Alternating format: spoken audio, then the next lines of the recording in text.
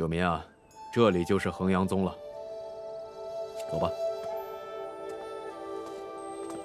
几日后的仙门大比，就是在这儿举办。先带你过来开开眼界。怎么样，够气派吧？跟为师去见见曲掌门吧。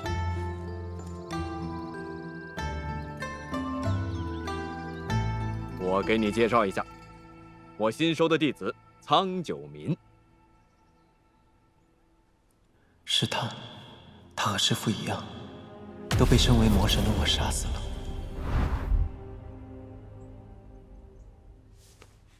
九明见过曲仙子掌门。坐。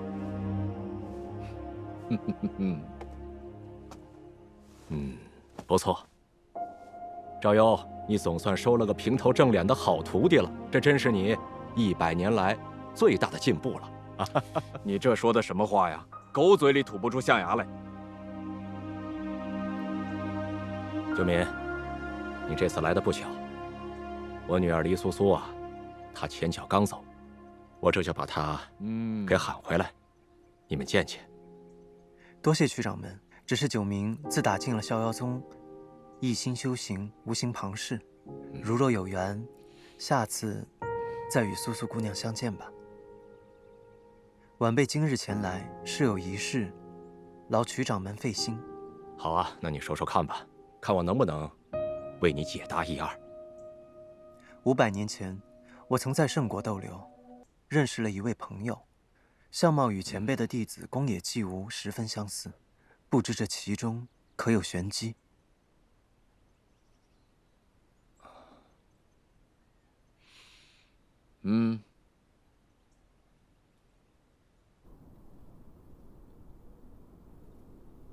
纪无他无父无母，甚至并非是一个寻常意义上的人。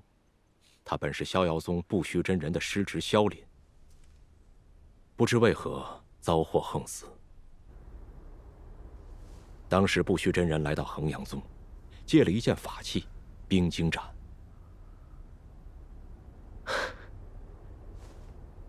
据传那是上古战神所制，虽有破损，却仍有涵养元神之效。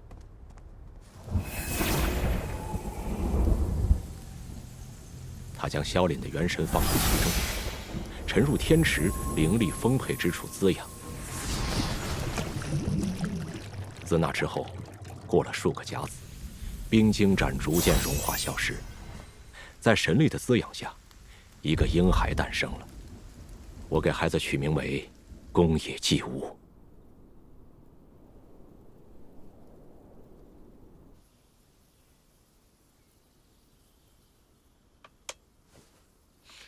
他究竟是谁？你猜到了？他身份那么特殊，把他这样留在仙门，你就不想再劝劝我？不虚师叔祖不会有错的。我也觉得九民这孩子不错，如若遇到机缘点化，说不定大有可为啊。我相信你的眼光。哟嘿，真不错，这次怎么知道夸我了？我夸的是你的徒弟。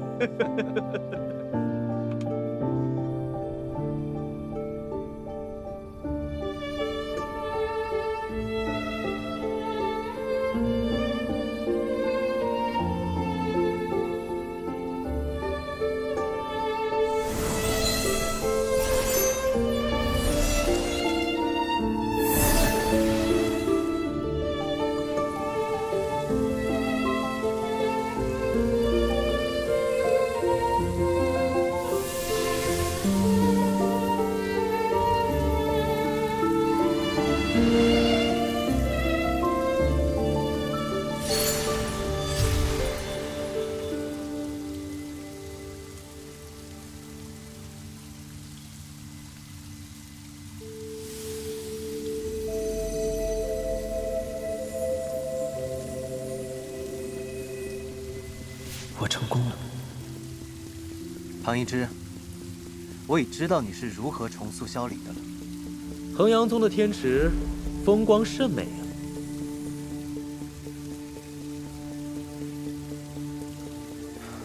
衡阳宗曲掌门已经尽数告诉我了，你曾经问我要过一瓶心头血，这便是重塑萧岭的条件之一吧。其他的，即使你不说，我也会自己一一查个清楚。若想重塑已逝之人，仇人血，情人泪，逝者之发肤，最后还需在灵力最盛之地，开启聚魂法阵。叶惜武的情人泪、仇人血，皆在我身，这都不是难事。至于身体发肤，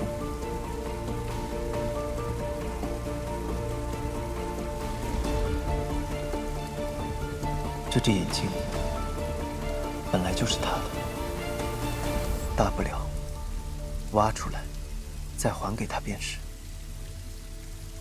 还需要法阵，那聚魂法阵在何处可以习得？人死终究不能复生，施行此法有违天道，只是为了满足心中的一点执念。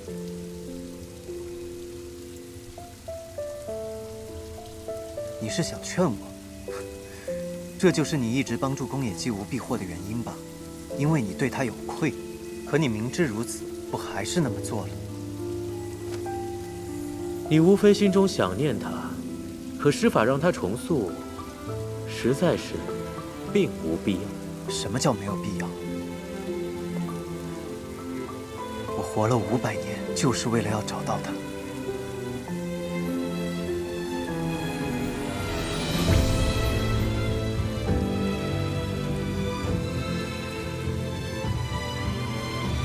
庞一之，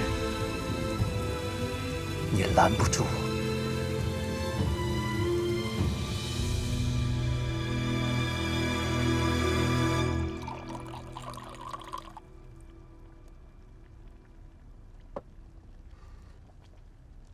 宫野兄，我看你忧心忡忡，还满面愁容，是发生了什么事吗？其实这原本应该是件好事。哦，我的小师妹黎苏苏，前日平安出关了。所以，你的烦恼事关你的小师妹。小师妹出关以后，仿佛经历过什么，完全变了一个人。小师妹是无垢灵体，师父对她极为呵护。我自小陪她长大，她始终情窦未开，不懂情爱。如今渡劫归来，她却性情大变，我不知该如何靠近她。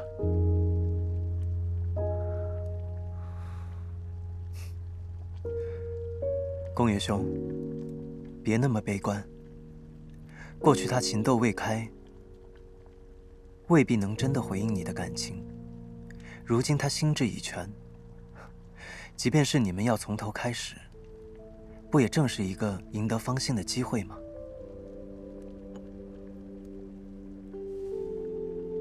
不瞒宫野兄，我其实出生于500年前。500年前？是。我那时无情无爱，甚至感知不到常人的喜怒哀乐。直到有个人出现，这个人教会我什么是情爱、愉悦和悲伤。后来呢？后来，我终于能感受到他的心意了，却没能留住他，找了他500年。此人能令你挂怀至今，数百年不曾忘怀，定是你心中挚爱。九明师弟轻描淡写，可我想那应该是一段悲伤的往事，令你非常痛苦。情爱多生忧怖，我还是慢慢来吧。反正10年都等了。其实不瞒你说，我觉得与你分外亲近，在你面前我无需忌讳，想说什么都能直说无妨。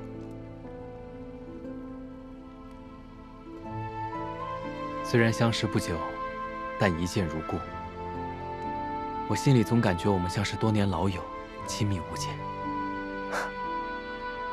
对我来说，宫野师兄已是我的老友。曾有一位对我有恩的朋友，他就与你这般相像。从小我就一直很羡慕他。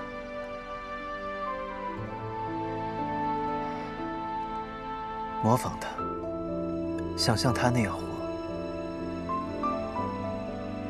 如今，我拜入仙门，学习仙法，交你这样的朋友。也许，我真的有了能像他一般活着的机会，我很珍惜。我却觉得与九明师弟为友，亦是我之幸。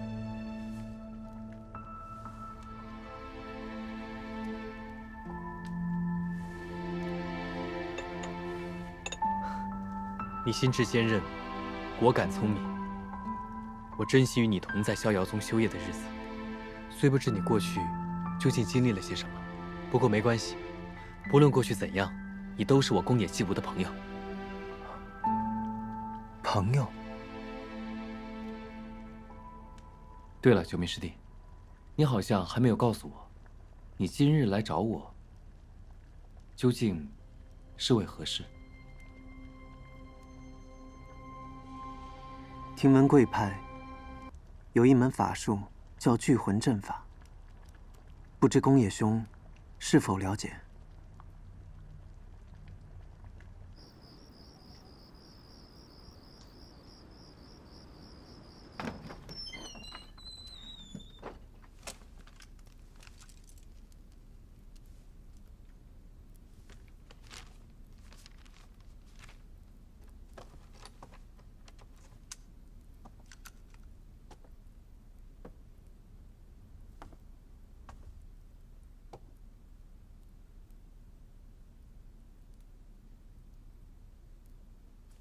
魔类编词。说起来，我对魔神之说还一无所知。斩天剑为魔神之手，洗髓印为魔神之心。是那把弩。原来那是屠神弩，三魔器之一。它们与魔胎相互感应，为魔胎提供魔神的力量，也为寻找魔胎之人指引方向。魔胎，魔神的力量。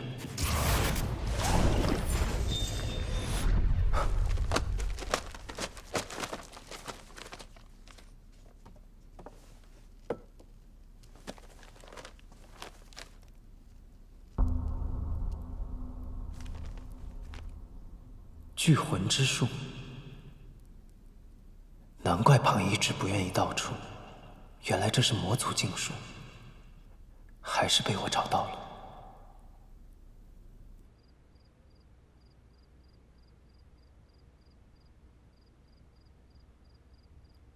如今无情道修习的进度，赶不上法力消散的速度。况且想修成无情道，也不是一朝一夕之事。看来肉身封印邪果不是长久之计。也许那本魔类编词里，可以找到其他方法。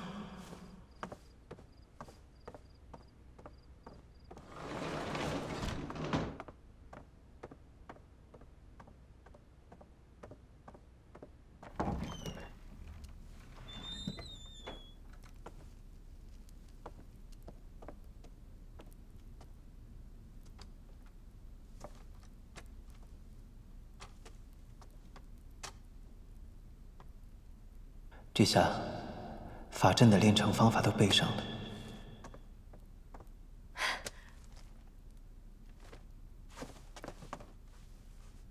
不对，还有一条无需元神的替换之法没有记下。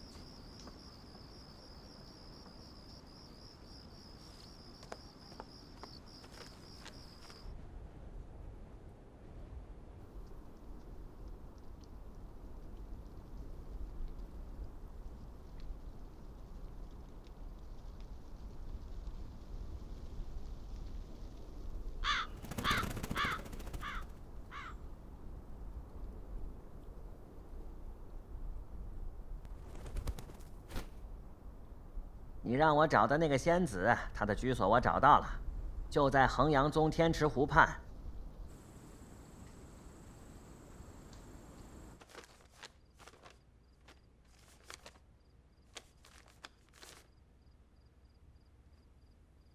魔神之胎源，谓之魔胎。邪骨容身，须罪业可化心魔。其与魔气相生相应，便得魔神之力。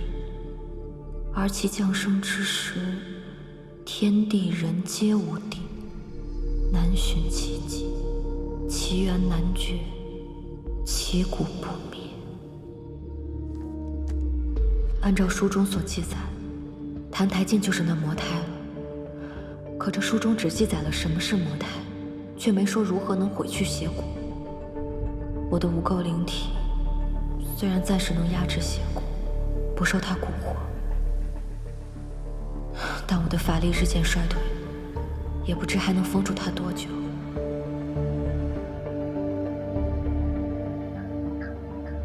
看来如今之计，只能借助长泽山灵力叠加重宇之力辅助了，切不可让邪骨失控。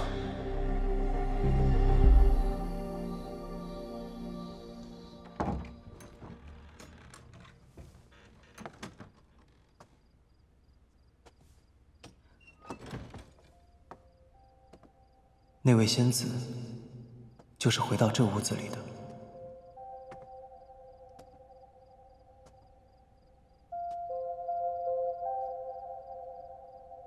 冒昧叨扰，对不住了。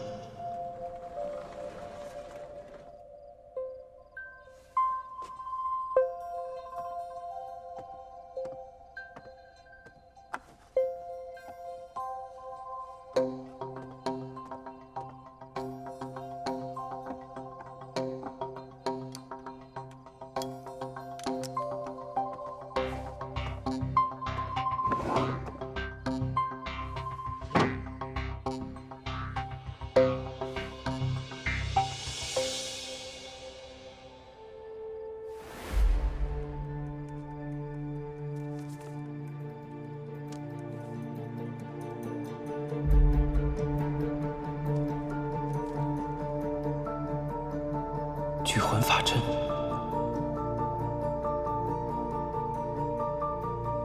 此阵须以逝者元神为引，若无元神，可用无垢灵体鲜血一滴，可招魂聚魄。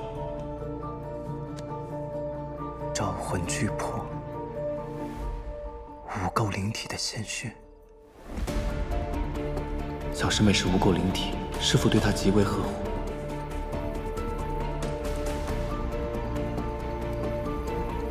若可以得到玉灵仙子的血，就能寻回叶修的元神，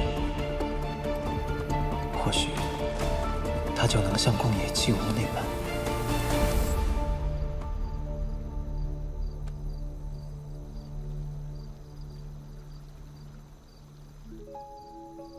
这天池，只是一看到月亮圆了，我便想家了。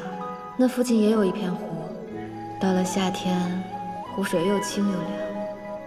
我就躺在湖边看星星，草丛里还有萤火虫飞来飞去。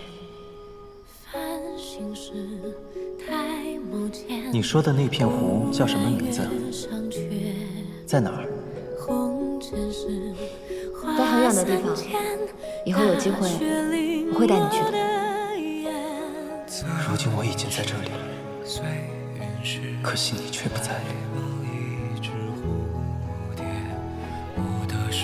水里把回忆洗一遍，从此不相见。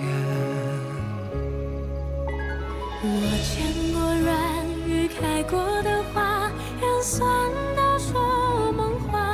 这箜篌声，青丝盘跻，劝一岁无爱，一报无尽的后怕。我经历万千时光走马，独行过一瞬悲哀呀。方才是怎么回事？是邪骨？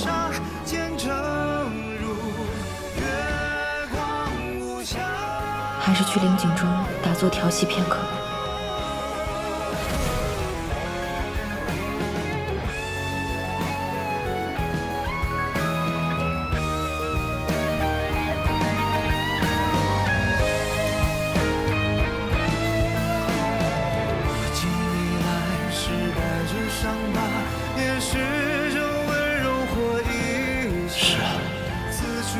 么可能是他？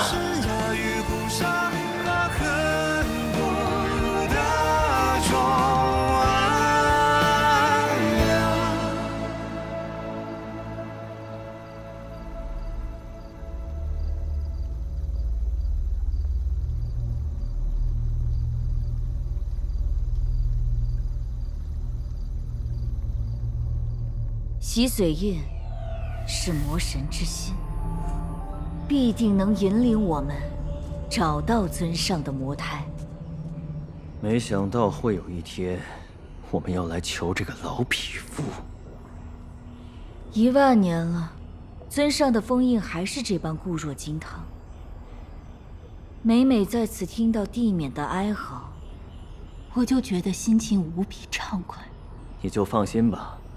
尊上的封印，只有洗髓印能解开，地冕逃不掉的。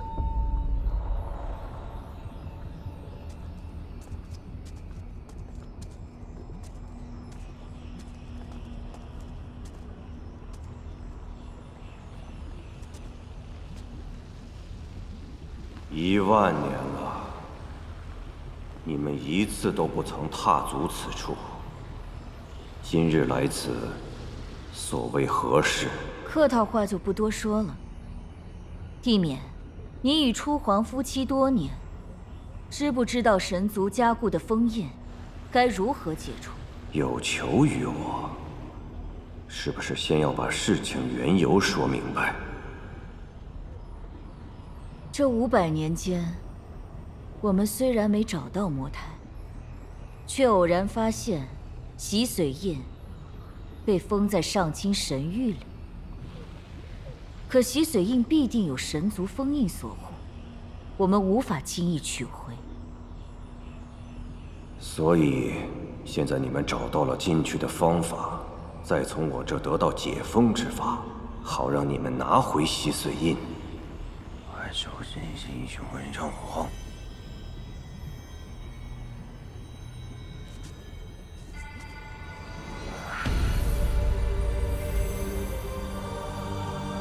拿去吧，只要你们把这念诀打进封印，加上你们的妖力，应该就能解封了。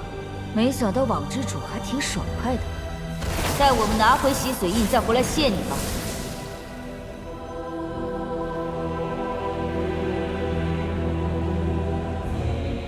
终于有人替我去找洗髓印了。只要念诀能打进封印，我就不用再留在这鬼地方了。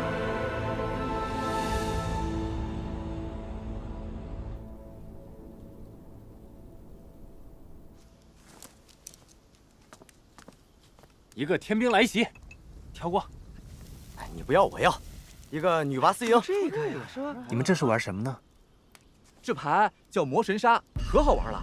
据说啊，是那个不虚真人发明的，风靡四周，可给咱们逍遥宗长脸了。小师弟，洗牌洗牌，你这张是邪骨是吧？你一定会装备的。但是跟其他身份牌搭配会造成一定几率反噬。若跟魔胎牌搭配就厉害了，可以召唤出终极魔神。如果这时牌桌上所有人都没有神明的身份牌，魔神就赢了。终极魔神。对，魔胎加邪骨，终极魔神就会复活。届时屠神弩等魔技就会立刻到终极魔神手中。如果这时还没有神明出现，魔神就可以开启终极大杀器铜碑道。可是四周史上说，魔神万年前就已经被诛灭了。魔神生于罪业，只要人世间苦楚不绝，魔神就会一代代出现。魔胎现世，魔气认主，魔神便会复活。3界将面临灭顶之灾。是啊，听说前一阵子云长阁殉道，就是四鹰惊灭这2个魔神余孽搞的鬼。据说啊，是与魔神利器诞育魔胎的什么一月族搞丢了魔胎，所以他们才四处为祸，企图通过魔气指引找到魔胎。那魔气跟云长阁又能有什么关系呢？这个我就不知道了。不过这魔胎就是一切的祸根，总是错不了的。所以他们找了500年，如今还是一无所获。如果魔胎不愿现身，魔神便不会复活，对吗？倒也没有那么简单。虽说魔胎意志可能不受魔神左右，但是邪骨和魔气承载着的却是魔神的意志，命中定数岂会轻易被改变？倘若魔胎现世，会如何？若魔胎此时现世，魔族必然会倾巢而出，不择手段地去唤醒魔胎，企图复活魔神。如今世上已无神明，若魔神被他们复活，即便我等仙门拼尽全力，恐怕也无法阻止魔神复生，难以逆转3界末日的到来。太可怕了！那我们也该去寻找魔胎，抢在魔族之前除掉他呀！就是都干什么呢？师傅，又偷懒！快点！快！师傅，不错呀，仙门大比修炼繁重，你们还不忘孝敬师傅。不错不错。岑掌门云游即将归来，请少掌门速去大殿迎接。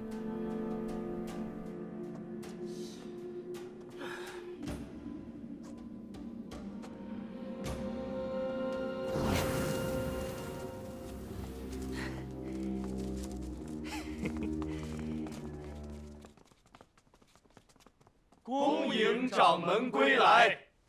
恭迎父亲归来！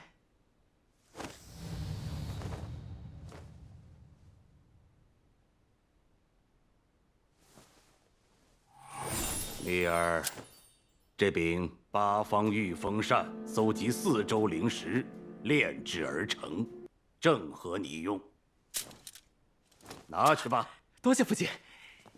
仙门大比就要到了，望你多加砥砺，斩妖除魔，不坠我赤霄宗的生命。是，儿子定不负您的期望。掌门，衡阳宗掌门来信。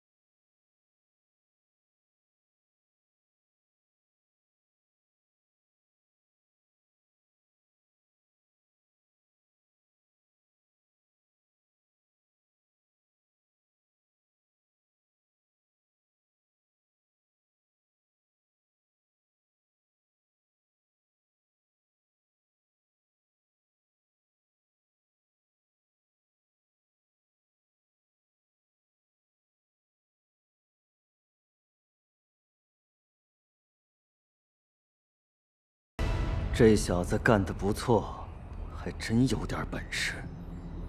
那群牛鼻子想算计我们，哪儿那么容易？既然戏台都为我们搭好了，我们若是不去，岂不是负了他们的好意？我们的目的是洗髓印，不必与仙门硬碰。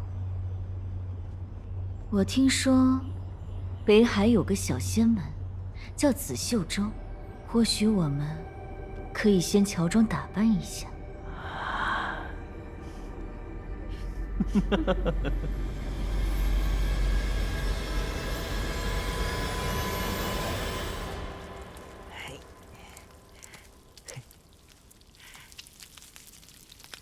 师弟啊，这是老传统了，每次跟师傅来衡阳宗都要吃这个长色山烤鸡。这山中啊，灵力充沛，吃了很补的。沿着这个方向一直往上飞，就能抵达当年神明所居的上清神域。上清神域。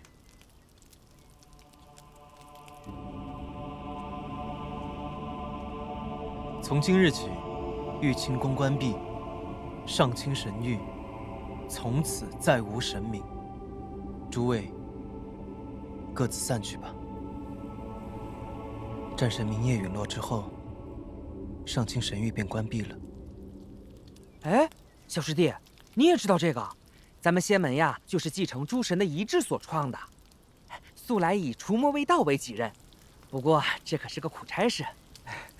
师弟啊，你就别发牢骚了，等大比开始就能上去开眼了嘛。这次仙门大比是在上清神域？是啊，由七星天门通往神域。这七星天门啊，就是神魔大战，魔神撞断了天柱，天柱倾倒，将天穹划开了的口子，平时啊都看不见的，只有各派掌门共同施展秘法才能打开。这历届大比呢，都是各大仙门轮流做东。这次呢，轮到了赤霄宗，岑掌门那个老铁公鸡，竟然让我们去上清神域做清扫。什么清扫？这万年来，世间再无神明，上清神域荒废，废墟中逐渐生出一些精怪妖灵，藏匿其中。这次仙门大比，就是借着比赛的名头，和众派之力，把这一方神域啊收拾干净。哎，对了，听说这次玉灵仙子也会去。他如今可算是名满仙门了，我猜这次大比恐怕想看他的人要挤破头。李苏苏也去，正好可以找个机会问他要一滴血。小师叔，我现在啊，无论走到哪儿，都会听到他们在聊你，还有人夸下海口，什么仙门大比不要紧，但求能抱得美人归。不必管他们。不行，这些登徒子，明天小心别被我遇到，不然我保准打得他们满脸开花。你这样杀气腾腾的，明日那些年轻弟子看了，肯定都躲你躲得远远的，你哪里还打得到？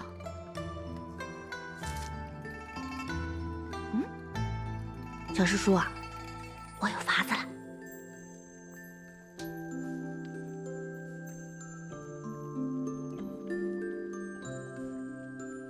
别动。你做什么？好了。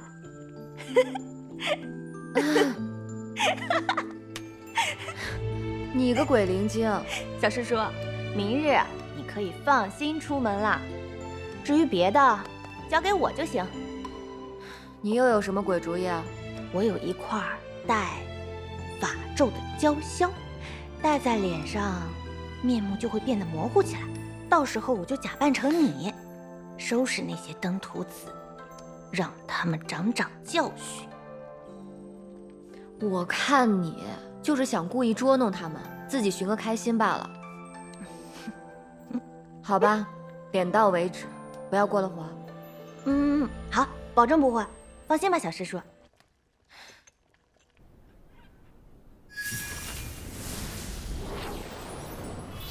哎，各大仙门都到了，我们也该过去了。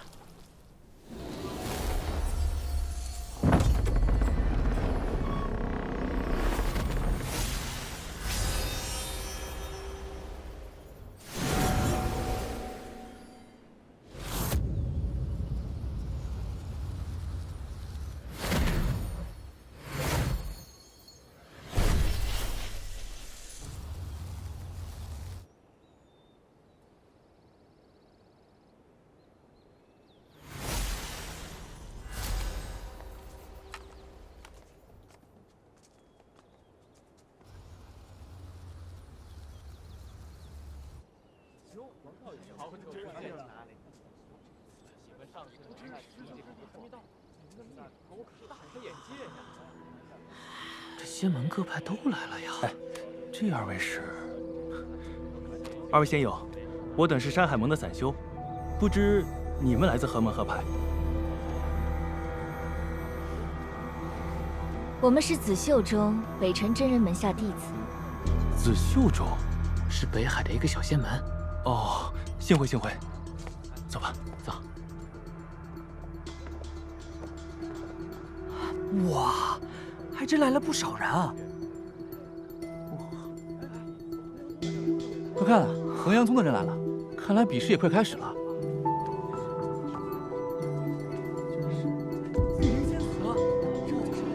漂亮啊，好漂亮啊！这就是玉灵仙子啊，也没传说中那么好看嘛。她那面纱有法术，你能看清楚啥呀？我估计啊，她就是李素素。仙子能一睹芳容喽。只要能问她借到一滴血，那叶修便可以。玉灵仙子，哎，看看，那就是岑密，仗着自己爹是三宗之一赤霄宗的掌门，为人嚣张又贪财好色。诸位仙友，欢迎大家来参加这一次的仙门大比。今次仙门大比规则与往届一样，裁度标准很简单，就是捉妖的数量和速度。参赛者每人会领到一只空的锁妖囊，比赛期间不管哪个时候，只要觉得捉够了，就随时可以离开比试场地。最后按捉妖所用的时间和锁妖囊的重量为准，最终决出这次仙门大比的头名。你们可以结伴而行，但是不能超过3个人。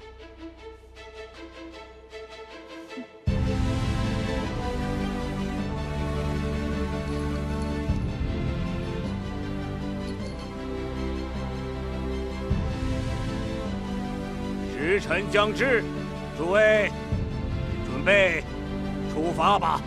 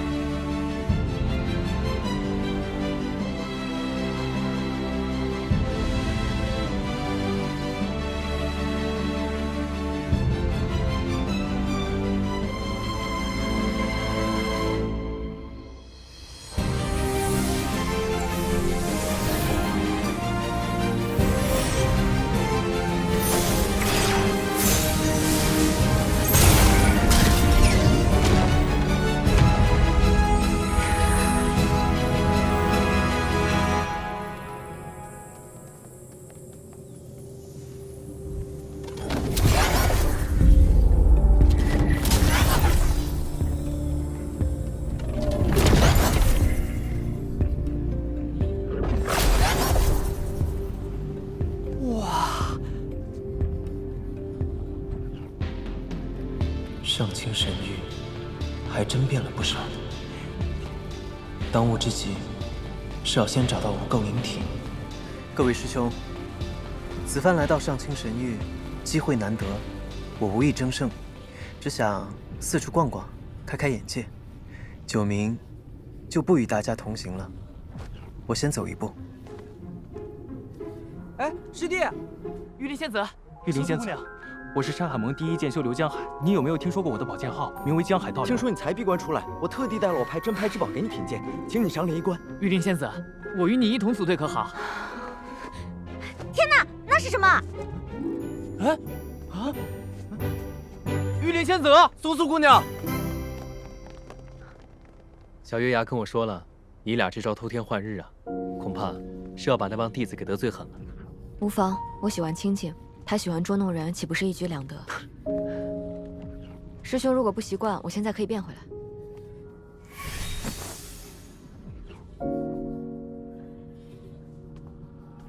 对了，苏苏，今年的大比，我不能与你同行了。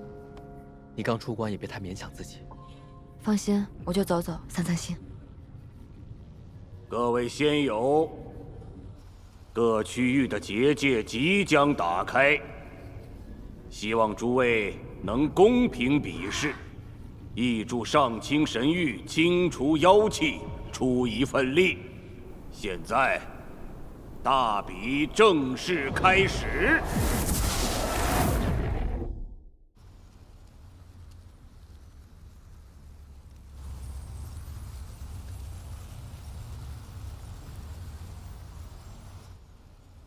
咱们如此大费周章，但愿二魔会中计落网。好啊，好一个引蛇出洞！不知曲掌门到底有何妙计呢？自大比创办以来，众仙门都知道，在大比中只要念出口诀，就能传送回衡阳宗。只要二魔在弟子前现身，我们便可以从弟子传送回来的位置锁定二魔，届时放下结界，由我们去诛灭他们。子英，此处妖气重重，看来洗髓印应该在此不假。念白羽，你到那边去寻，有了端倪，迅速报知我们。是。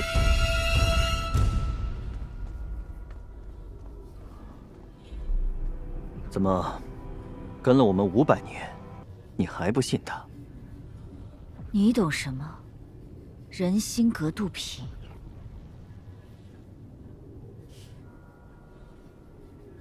走吧。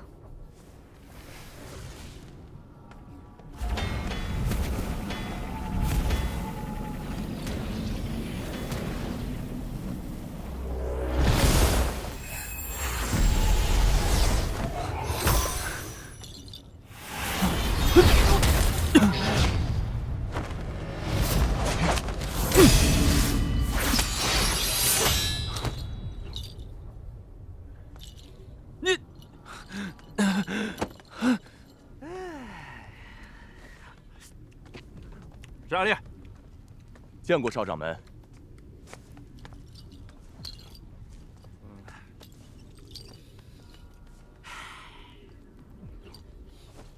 只要你尽力所能，赤霄宗亏待不了你。多谢少掌门。少掌门，找到玉灵仙子的踪迹了。上清神域如此之大，就算我曾经进入过冥界的般若浮生，想在这么大的地方找到黎苏苏，也无异于海底捞针。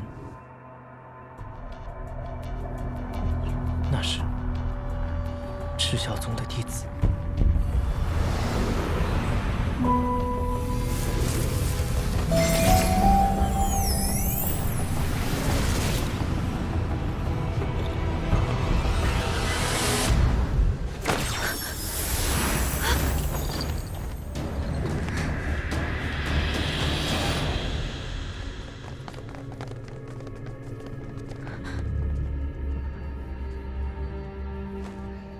是你，岑少掌门，我跟你无冤无仇的，你抢我东西干什么？看什么看？苏苏仙子，若是赏脸的话，不妨让在下看看仙子的真面目。我不仅将这锁妖囊双手奉还，还愿陪仙子细细游览着上清神域废墟。堂堂赤霄宗岑掌门，怎么生出你这个没皮没脸的家伙？臭不要脸！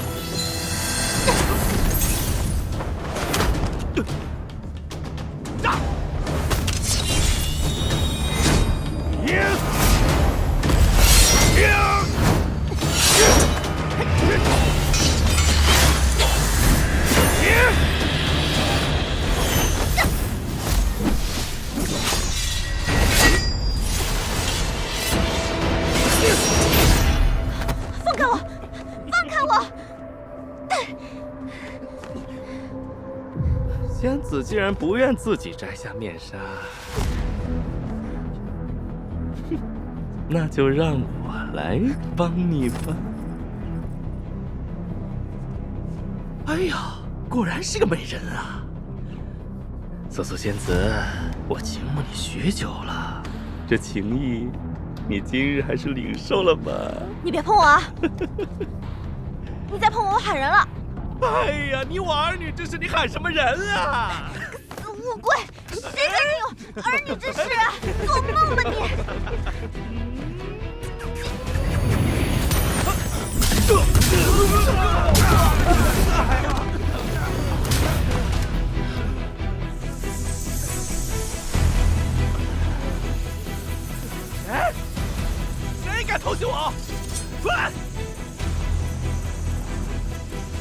你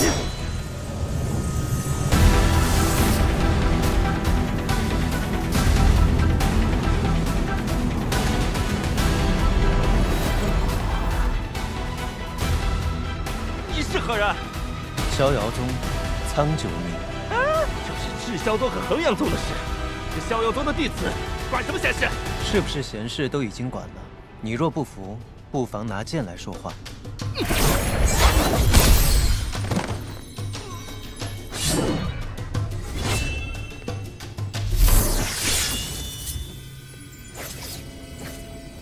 苍九明，我是掌门之子，你难道还敢杀了我不成？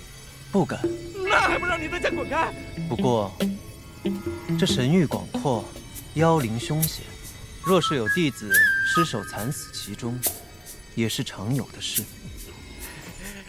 苍师弟，有话好说，何必伤了和气呢？好啊，你先道歉。对不住，我方才不该拿暗器偷袭你。我是说，让你向这位苏苏姑娘道歉。苏苏仙子，是我癞蛤蟆想吃天鹅肉，您大人有大量，请苍师弟高抬贵手吧。算了算了，他是岑掌门的儿子，拿他没办法的。求你了，放我一条生路吧，锁妖囊也还给你，苏仙子。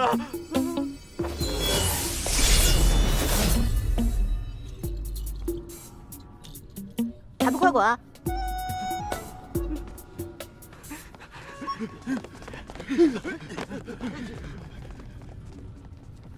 苏苏姑娘，拿好了。多谢。你叫苍九明，谢谢你刚才救了我。方才你使的可是逍遥宗的剑意绝学，我还是第一次见到呢。不知你师从何人？苏苏姑娘不必如此，不过举手之劳而已。在下师从赵幽真人。我听师父提起过，说赵幽掌门新收了位小徒弟，修行天赋惊人。原来说的就是你啊！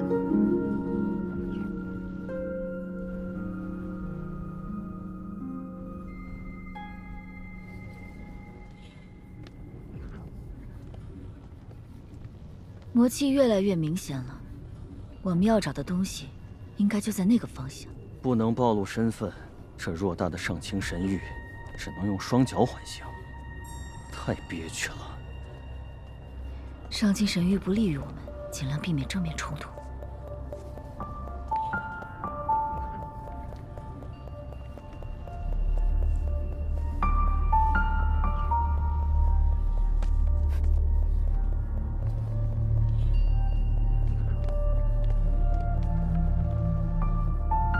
这是紫袖州的打扮。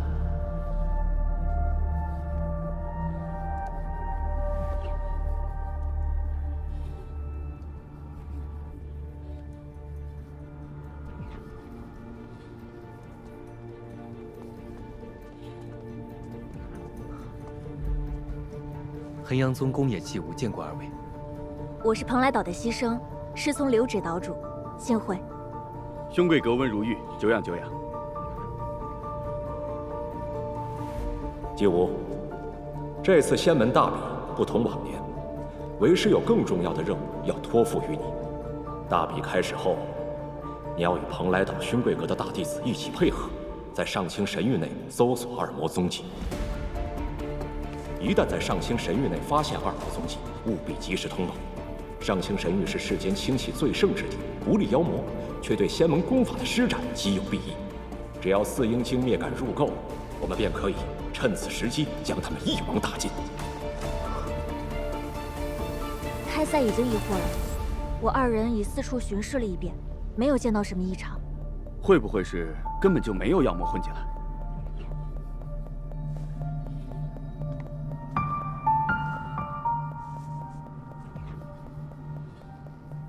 若他们改容易装，扮作仙门弟子的模样，恐怕不太容易被发现。对了，苍九明，你在衡阳宗住的这阵儿，可曾见过我？不曾见过，只是有所听闻而已。我这李代桃僵的鬼点子，真是一招臭气。若我食言以告，苍九明会不会生气？苍九民，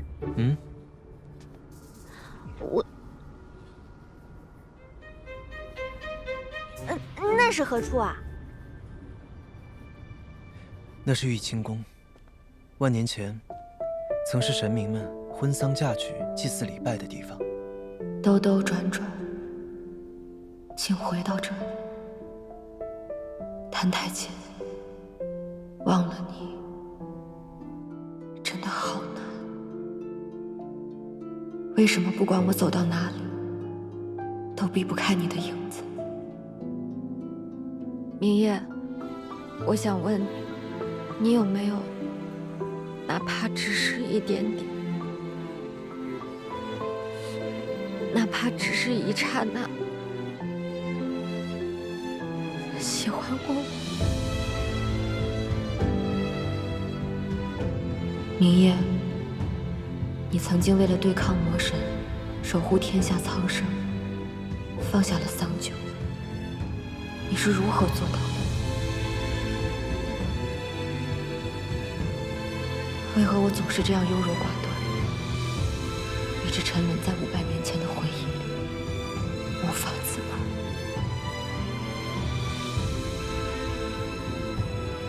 明夜，你与桑酒阴阳两隔，我与叶夕无亦是如此。李姑娘，在下有一事想请你帮忙。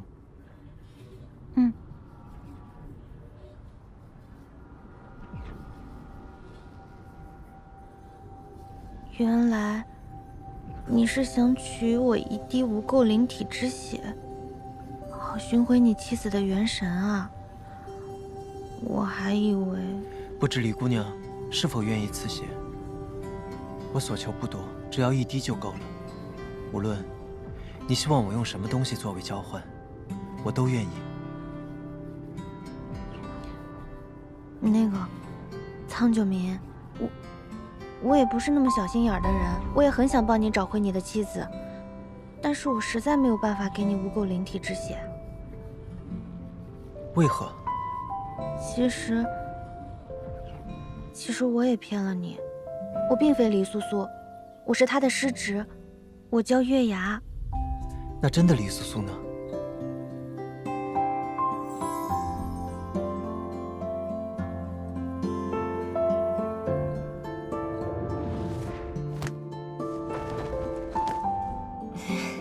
要不你也尝一个吧。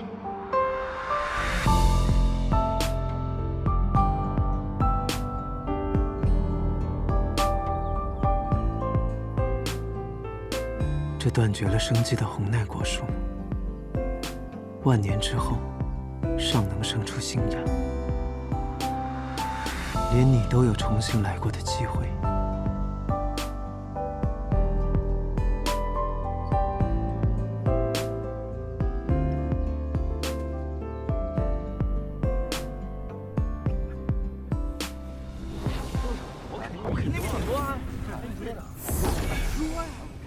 大师兄，不等九民吗？放心吧，他比你更强。我们先回去吧。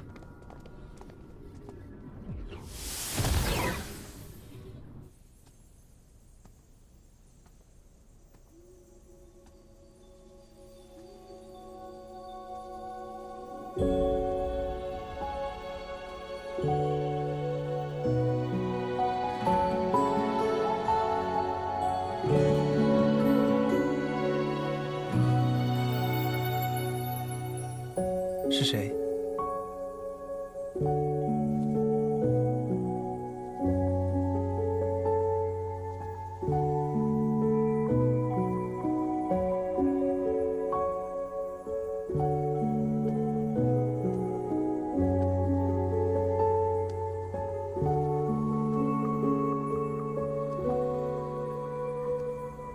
繁笼之中来世宿命，向何处谈？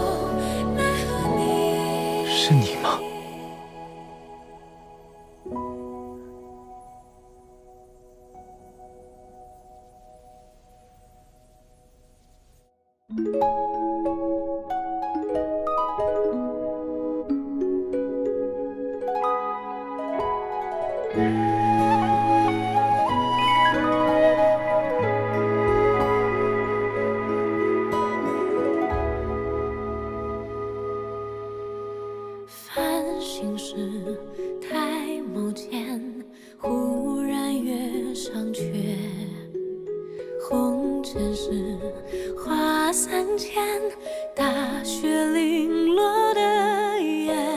侧影是随云时，怀抱一只蝴蝶。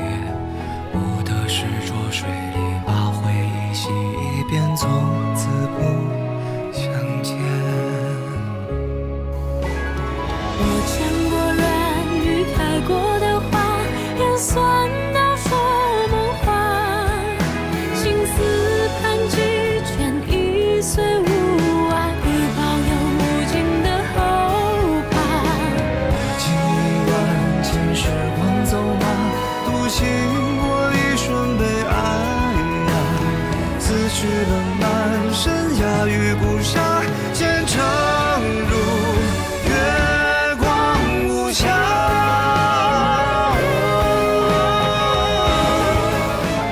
你听那一无语气的话，如同众生繁华。无论走多久，心之风沙，那月光与我是铠甲。我经历来世带着伤疤，也试着温柔活一下。此去了满身鸦羽不杀，那恨过的钟呀。浮生笑。